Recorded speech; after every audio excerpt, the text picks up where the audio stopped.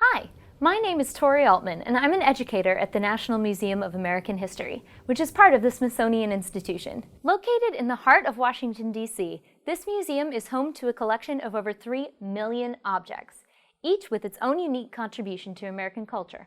In this series, we're going to be going behind the scenes to see some rarely seen objects and to hang out with the experts who protect and preserve these fragments of U.S. history.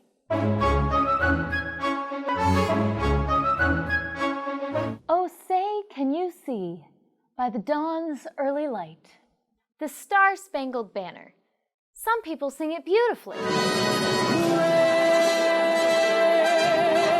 Others, not so much. Star-Spangled Banner! Whether you're a scholar of U.S. history, or you've just been to a baseball game, your life has been touched by America's national anthem. The origins of the Star-Spangled Banner go all the way back to the Battle of Baltimore, which was a key turning point in the War of 1812.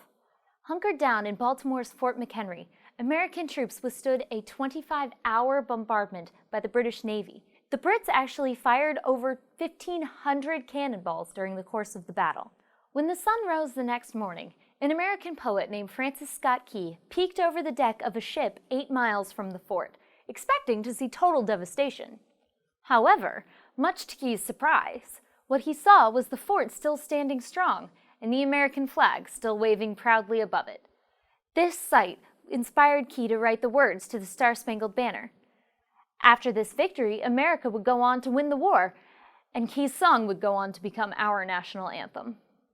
Today, you can come see the exact same flag that Key saw, the Star-Spangled Banner, here at the National Museum of American History.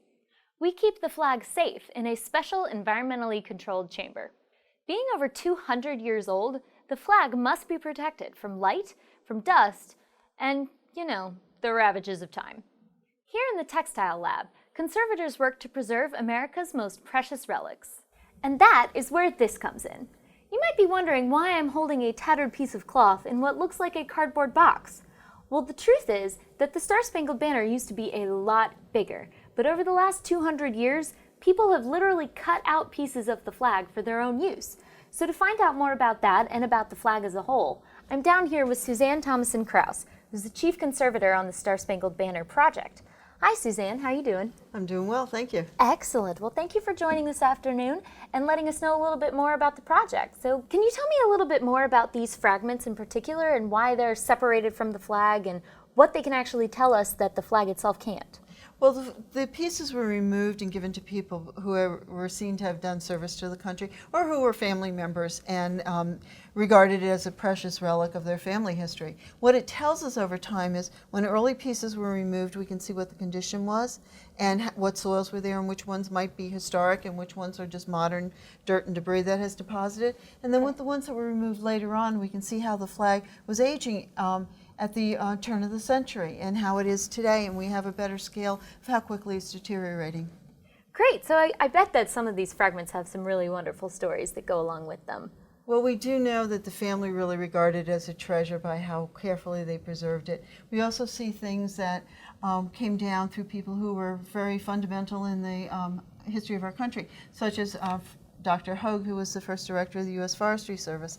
We also have a wonderful little miniature where the tiny little fragments about the size of your thumbnail were actually folded into the shape of a triangle like the flags are when they're presented in the military. Oh, that's wonderful. Well, thank you for sharing these stories and for spending some time with us this afternoon. It's been my pleasure. Excellent. And thank you for joining us behind the scenes at the Smithsonian. We'll have more episodes coming up, so definitely check into our YouTube channel to see what's new. And in the meantime, follow us on Twitter at AM History Museum. Until next time, I'm Tory Altman. Have a great one.